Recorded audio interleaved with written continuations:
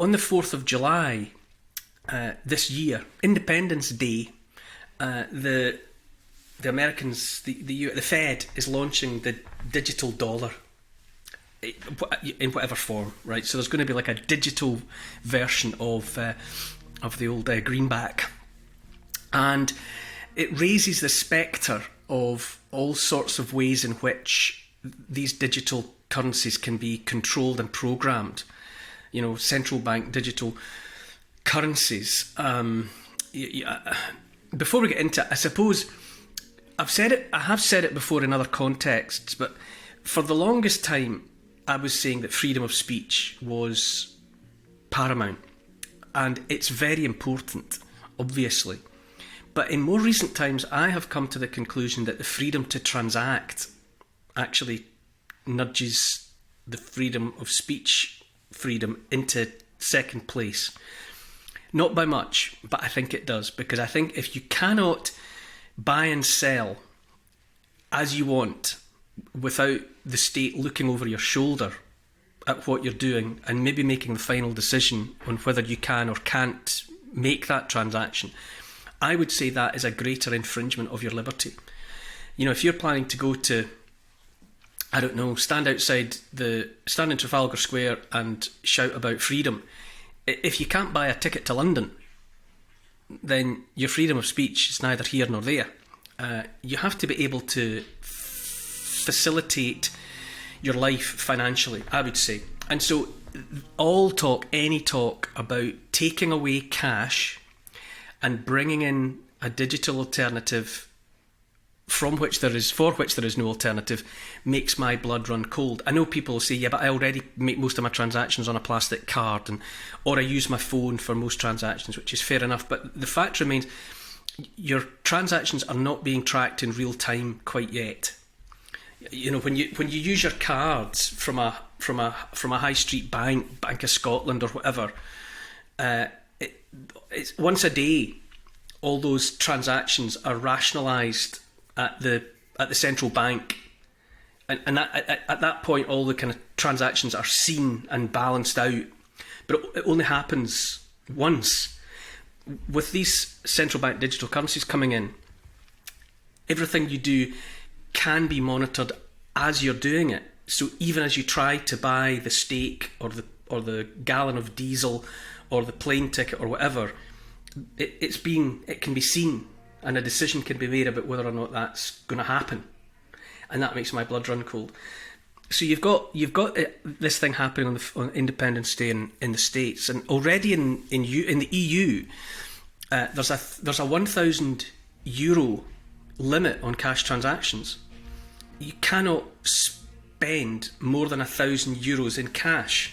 That's it. So let's say you get somebody in to do a bit of work in your house, or to cut down some trees in your garden or something, and the bill is going to be in excess of €1,000.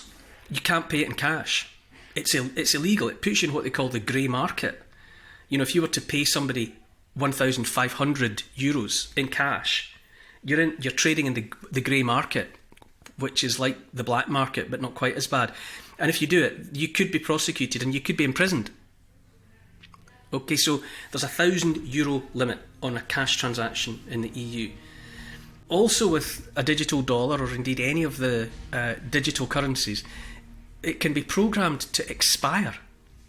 So the money that you have in your account, say it's £1,000, it can be programmed so that if you don't spend it by such and such a date, it ceases to exist. It's gone. It's like an old time, like a gift token that you'd get from your gran at Christmas. And if you forgot about it, left it at the back of a drawer for too long, and then went to Woolworths with it and tried to spend it, it gone out of date. And that money that Granny had spent on had invested for you to spend in the future, it's gone. Well, the same sort of thing applies is possible with these programmable digital currencies. China's already doing it. China's already got a surveillance state, and it can already monitor its citizens' transactions. And there's all sorts of high-profile people all around the world speaking about how they admire the way that China has evolved. Klaus Schwab of the World Economic Forum and the rest of the billionaires of Davos, all the Davos men and women, many of them have spoken up about how they like the way China has gone. Justin Trudeau of Canada has spoken up about how he really quite envies the totalitarian Chinese state because of the way it can get things done. So it's all coming. And if you watch what's happening in America at the moment, one small bank, there's thousands of small banks in America, in one town after another. There's the sort of banks that used to get held up by Bonnie and Clyde in the old days, those sorts of banks. There's thousands of them. They're gradually being swallowed up by, well, basically JP Morgan Chase. One bank after another becomes insolvent one way or another, and JP Morgan Chase just acquires that bank and its creditors and its customers, because the customers want the money in their accounts to be guaranteed. And so JP Morgan Chase swoop in and pick up what would otherwise fall over. It's estimated that 50% of small banks in the US, half of the small banks in the US, are insolvent. They're already not in a position from which they can recover without help. If all their customers wanted their money out, they don't have it. They can't settle that. And so that situation with the gradual absorption of all of these small banks until there are fewer and fewer giant banks, eventually there might just be 3 or 4 or one huge bank. That's progressing. And in the past, America's solution, as the rest of the West's solution, was just to print more money. But the US on its own is $30-odd trillion in debt now. And so continuing to print more dollars it's no longer viable.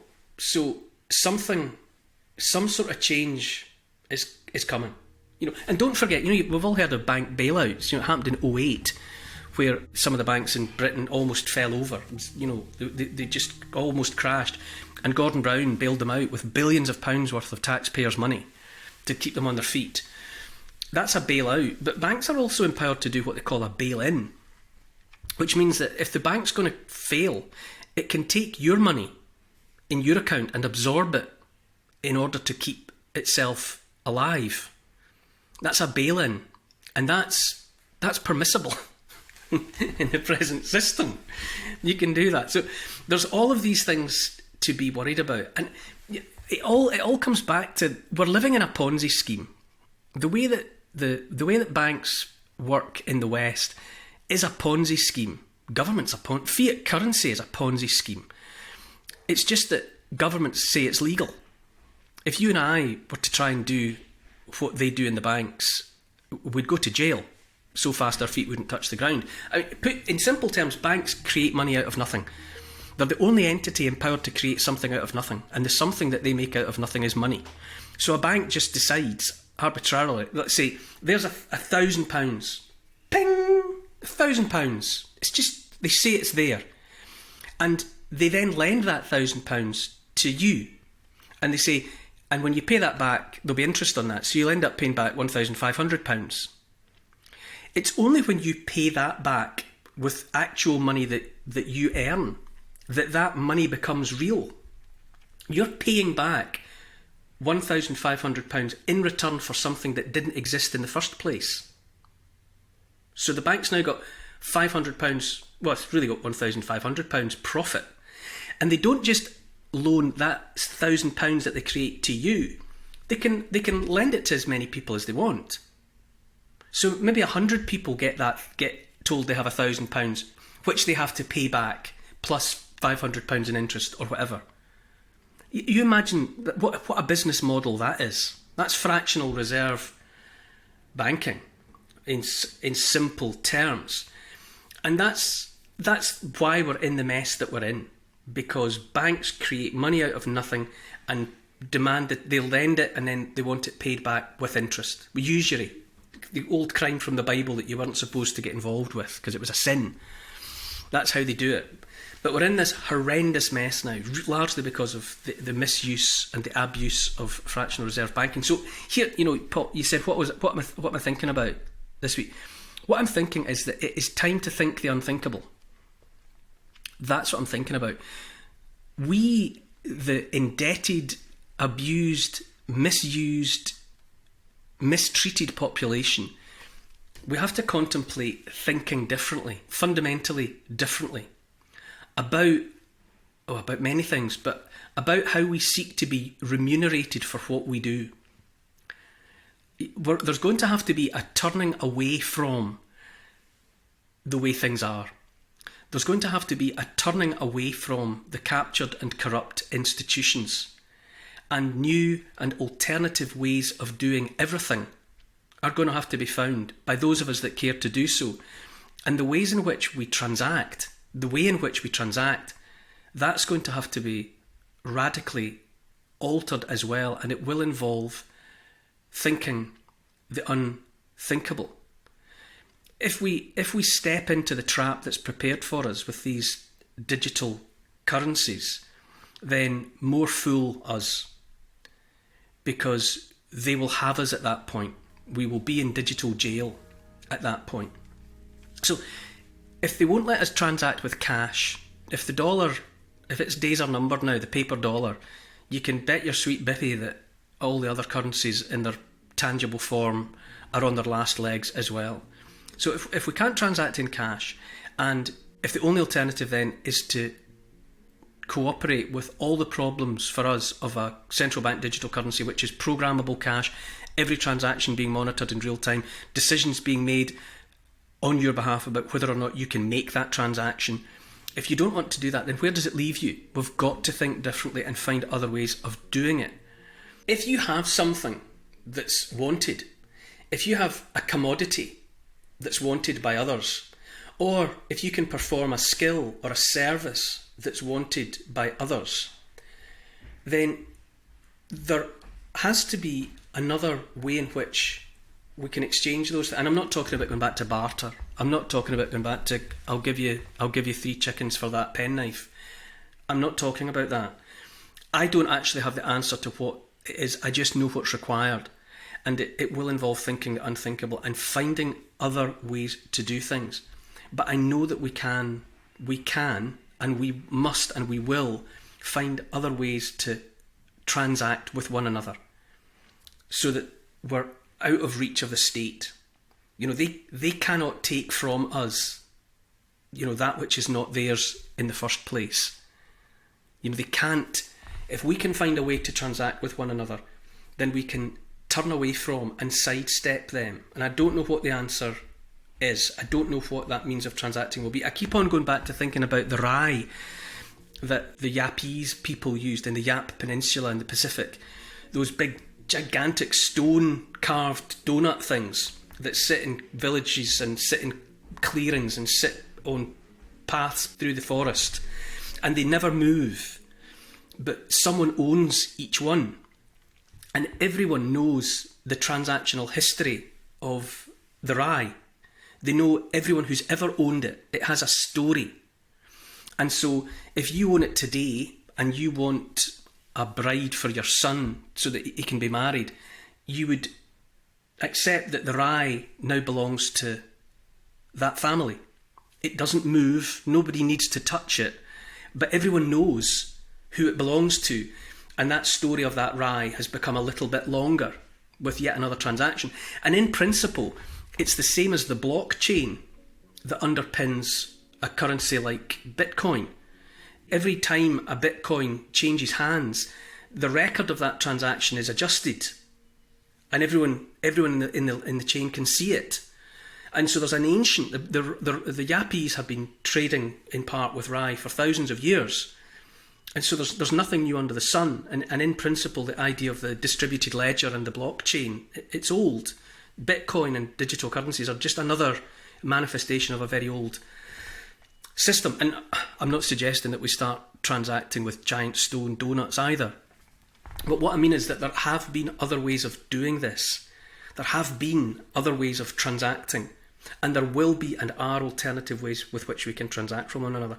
But I say again, the time is coming that if we want to avoid the digital enslavement by those who would enslave us, we have to turn our backs on... A big problem, just a last thought, is convenience. People are suckered into it because it's easy to hold up your phone to buy a coffee and so on. It's easy, it's convenient. But that convenience is actually control. You're swapping a more onerous process for something that on the face of it seems easy, but actually you're just surrendering control, and ultimately you will surrender all control. So there's the challenge. I don't know the answer, but we have to think the unthinkable and find new ways in which to transact with one another, because without the freedom to transact, all is lost.